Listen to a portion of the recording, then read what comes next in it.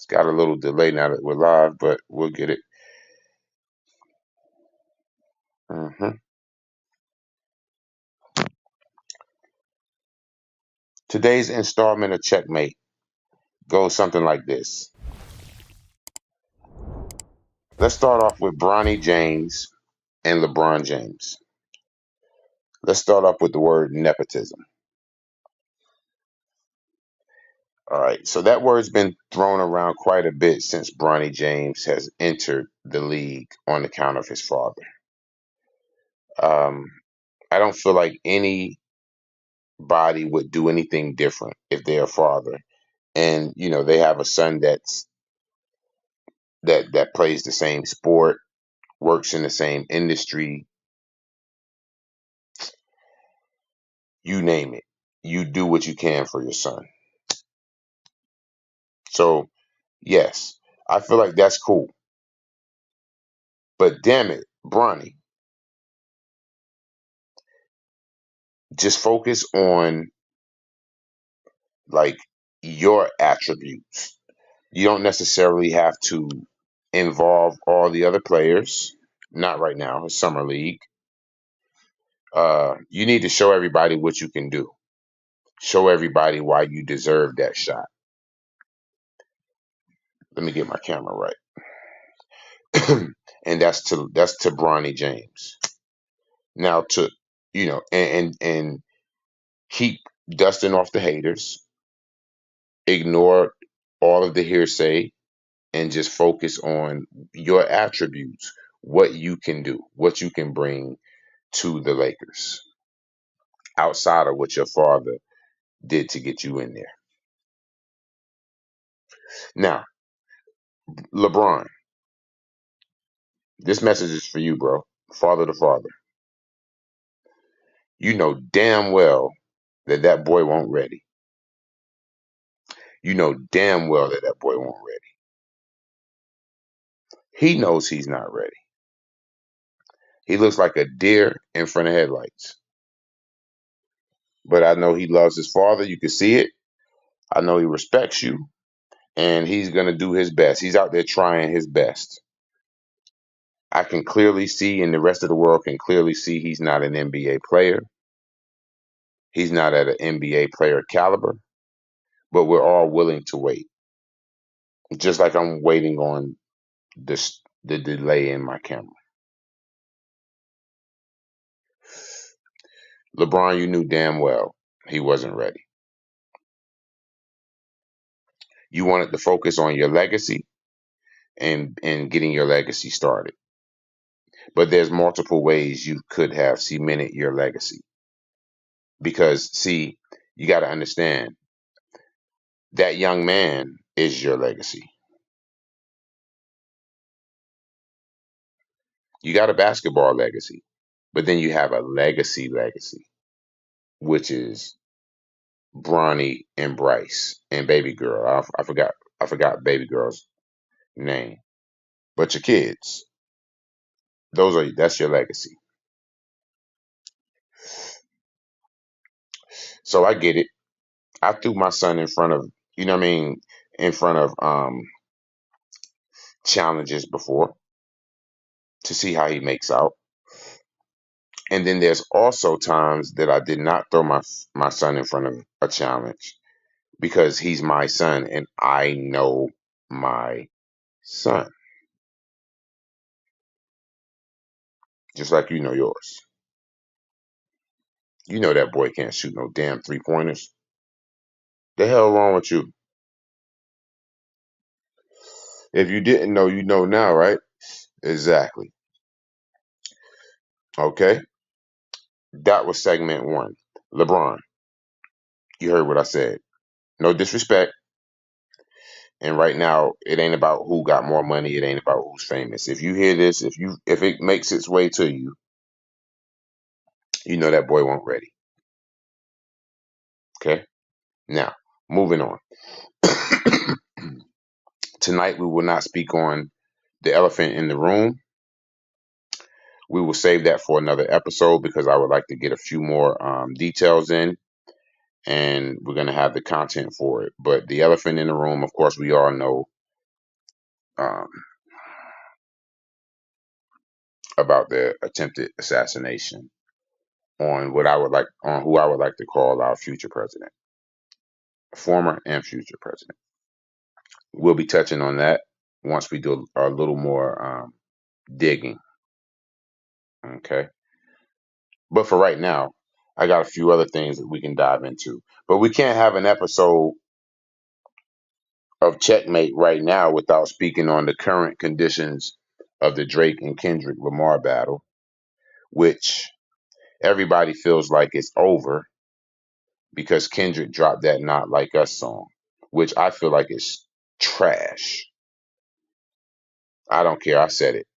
I feel like that song is an extended, remixed, gold edition,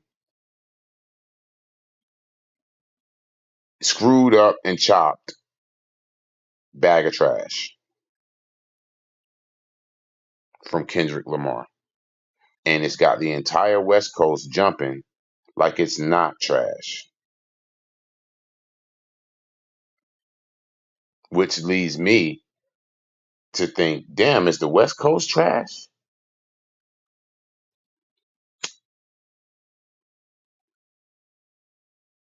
I don't have a lot of friends on the West Coast, so I can't just tell you like on a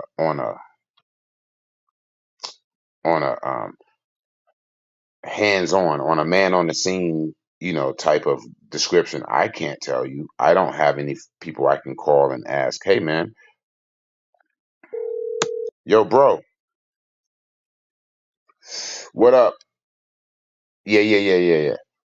Steady. Starks. Yeah, me. It's me. Quick question. I know I haven't talked to you in about 5 years, 6 years. Haven't talked to you, but I figured you'd have the same number. Quick question though. I know you're out there in California chilling. Weather's nice, but one question: are you guys trash? Hello. Exactly. I don't have that option, but I bet you this blunt of moon rock that they don't think they're trash. I bet you they think they're hot.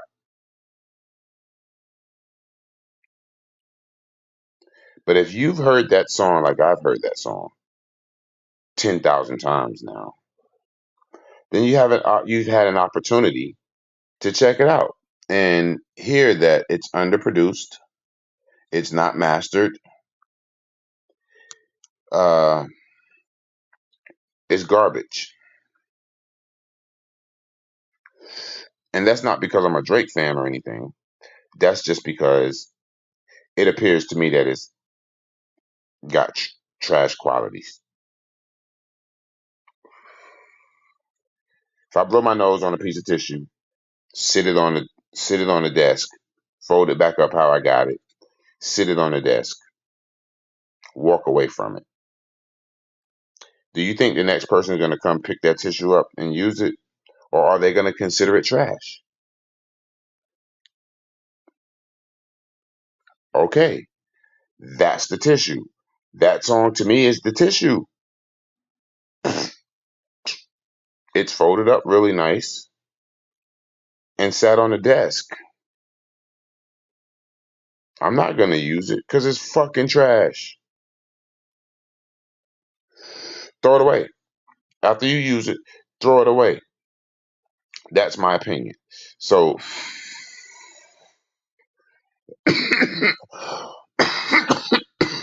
excuse me.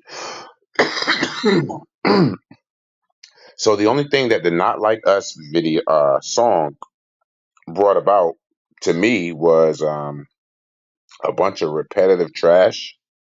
It also brought uh, Rick Ross I would say that was a jab to the jaw. It looked like a jab to me because it was so straight. Pow! Right to the jaw, right here to the kisser, to the right side of his kisser.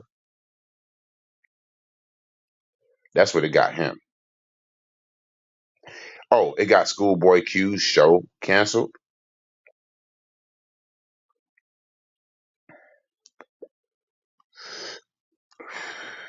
And now I'm just waiting to see what's next. I'm just waiting to see what's next. Stay tuned. We'll all see. Now, next topic, because that was that segment. That segment was cool. We're not going to keep you too long tonight. We'll round this up about 15 minutes or so. I'll take 5 minutes to dive into a little something that I was not going to bring to the forefront, but this is checkmate. And checkmate, there's no holding back. There's no um, regrets. If you're a subscriber, then you may have heard. If you don't tune into the shows, then you may not have heard. If I'm speaking about you on this show and you do not subscribe to this show or do not watch this show, then guess what? You may not know that I'm talking about you. Oh, but I'm talking about you.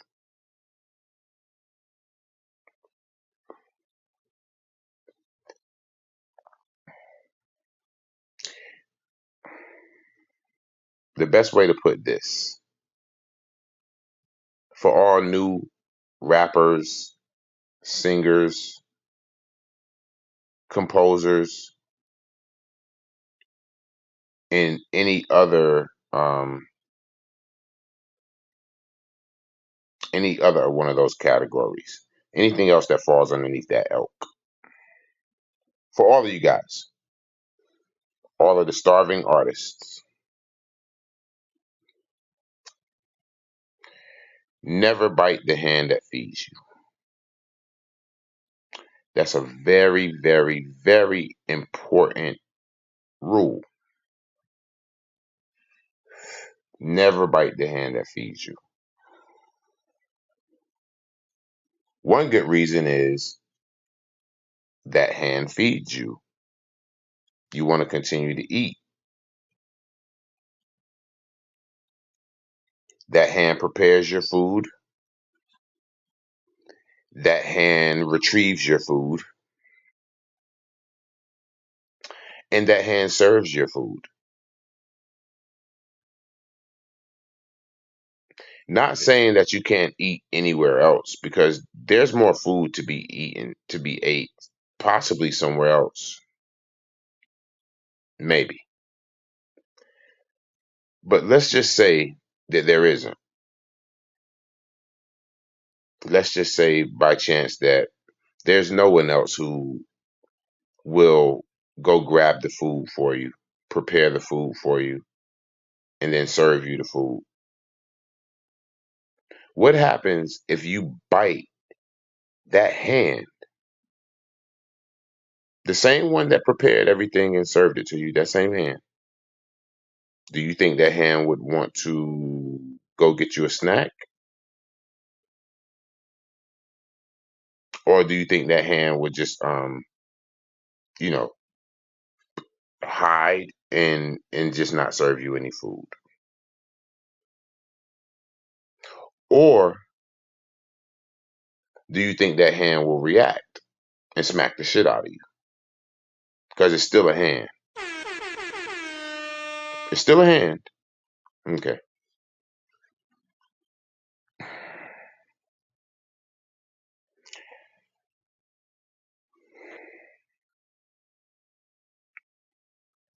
I started doing my professional career. I started learning my professional career at 16 years old. I'm 49 years old. I've been doing this career in some form or fashion since I was 16 years old, which means I've dedicated most of my entire life doing this. Would you believe what I did longer? And my career is like, construction, general maintenance, electrical, so forth. But could you believe what I did longer than that?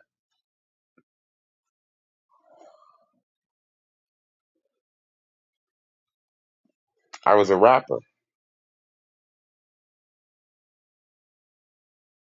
I was a rapper. Okay. I may have had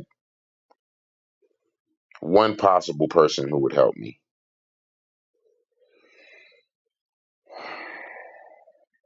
And when I say help me, I mean throw me a beat, you know, record some stuff like that. But no one actually ever, well, I have maybe one, that same person, maybe help with a little money here and there, but just one person. And that brother asked me to basically let him take the lead. In so many ways, let him take the lead. He wasn't even a rapper at the time. He was like a producer, but he wanted to put out an album. And at the time, I felt like, no, dude, like you're the producer, I'm the rapper. Let me rap. We got a system. Let's do this. But I probably should have just supported him a little more. So in a roundabout way, I bit the hand that fed me. This brother was giving me beats, studio. I had access to the studio. He put all the equipment in there, paid for a few shows. And the whole time I'm like, man, you not no rapper? You don't rap? Why would you want an album? Why do you think you want an album? And I'm thinking to myself, this nigga is crazy. He wants an album. While the whole time I really didn't want him to have an album because I didn't want the attention off of me. How the hell does that sound? And he's spending his money. I'm not spending anything. I'm just there spending time rapping.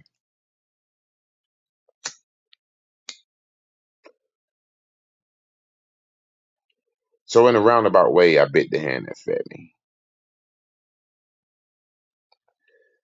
So when this brother doubled back and staged a fake robbery, broke into his own studio, which was in my city, but it was his studio, and stole all of his own equipment, had me calling the cops like, yo, we had a break in, bomb, bomb, bomb, everything. Because when I walked in, everything was gone and it was fucking ramshackle.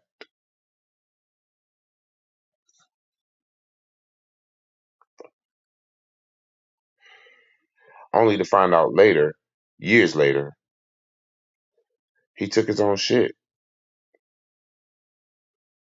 Now, why in God's name would you break in a fucking building, bro, and take your own shit that you paid for? I can't think of one reason. Oh, wait a minute. Yes, I can. This nigga bit the hand that fed him. He don't deserve this equipment. He don't deserve the access. Access is denied.